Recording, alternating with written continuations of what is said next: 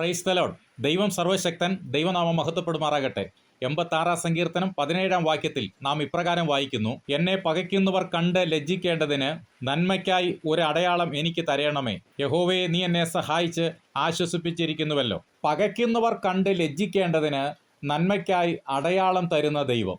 സങ്കീർത്തനക്കാരൻ്റെ ഭാഷയിൽ നിന്നെ കാത്തിരിക്കുന്ന ഒരുത്തനും ലജ്ജിച്ചു പോകുകയില്ല, എന്നാൽ വെറുതെ ദ്രോഹിക്കുന്നവർ ലജ്ജിച്ചു പോകും. ഹന്നയുടെ ചരിത്രം നാം പരിശോധിക്കുമ്പോൾ യേരോഹാമിൻ്റെ മകനായ എൽക്കാനയ്ക്ക് 2 ഭാര്യമാരുണ്ടായിരുന്നു. ഒരാളുടെ പേര് പെനീന എന്നും രണ്ടാമത്തെ ആളുടെ പേര് ഹന്ന എന്നുമാണ്. പെനീനയ്ക്ക് തലമുറകളുണ്ട്, ഹന്നയ്ക്ക് തലമുറകളില്ല. അത് നിമിത്തം പെനീന എന്നും ഹന്നയെ നിന്ദിക്കുമായിരുന്നു, മുഷിയിപ്പിക്കുമായിരുന്നു, വ്യസനിപ്പിക്കുമായിരുന്നു. ആലയത്തിലേക്ക് പോകുന്ന ആണ്ടുതോറും പെനീന ഹന്നയെ വേദനിപ്പിച്ചുകൊണ്ടിരുന്നു.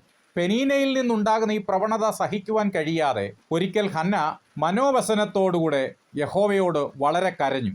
സൈന്യങ്ങളുടെ യഹോവേ, അടിയൻ്റെ സങ്കടം നോക്കി അടിയനെ ഓർക്കുകയും അടിയനെ മറക്കാതെ ഒരു പുരുഷ സന്താനത്തെ നൽകുകയും ചെയ്താൽ അടിയൻ അവനെ അവൻ്റെ ജീവപര്യന്തം യഹോവയ്ക്ക് കൊടുക്കും. അങ്ങനെ യഹോവ ഹന്നയുടെ പ്രാർത്ഥന കേൾക്കുകയും അവൾക്ക് ഒരു പുരുഷ സന്താനത്തെ നൽകുകയും ചെയ്തു. ആ തലമുറയുടെ പേരാണ് ശമൂവേൽ. പിൽക്കാലത്ത് അനേക രാജാക്കന്മാരെ അഭിഷേകം ചെയ്യത്തക്ക നിലവാരത്തിൽ ദൈവം ആ സന്താനത്തെ ഉയർത്തുവാൻ ഇടയായി തീർന്നു. ഇന്ന് നമ്മെ നിന്ദിക്കുന്നവരുടെ നടുവിൽ നമ്മുടെ നിന്ദയെ മാറ്റുന്ന ഒരു ദൈവമുണ്ട്. മൊർദെഖായെ മാത്രം കയ്യേറ്റം ചെയ്യുന്നത് ഹാമാന് പുച്ഛമായി തോന്നി.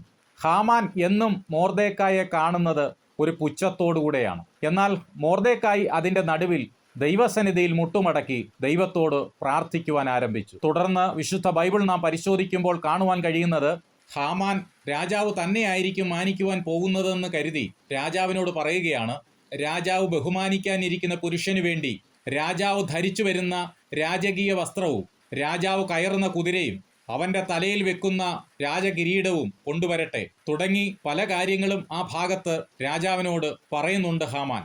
രാജാവ് ഉടനെ ഹാമാനോട് പറയുന്നത്, നീ വേഗം ചെന്ന് വസ്ത്രവും കുതിരയും നീ പറഞ്ഞതുപോലെ കൊണ്ടുവന്ന് രാജാവിൻ്റെ വാതിൽക്കലിരിക്കുന്ന യഹൂദനായ മൊർദെഖായിക്ക് അങ്ങനെയൊക്കെ ചെയ്യുക.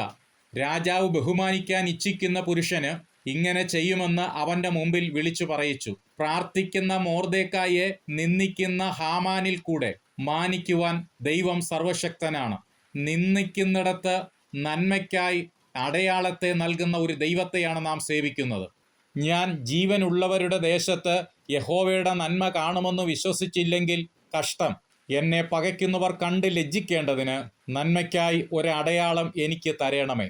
നമ്മെ നിന്ദിക്കുന്നവരുടെ നടുവിൽ നന്മയ്ക്കായി ഒരു അടയാളത്തെ നൽകി നമ്മെ മാനിക്കുവാൻ ദൈവം സർവശക്തനാണ്. ആമേൻ. ഈ വചനങ്ങളാൽ ദൈവം നമ്മെ ഏവരെയും അനുഗ്രഹിക്കുമാറാകട്ടെ.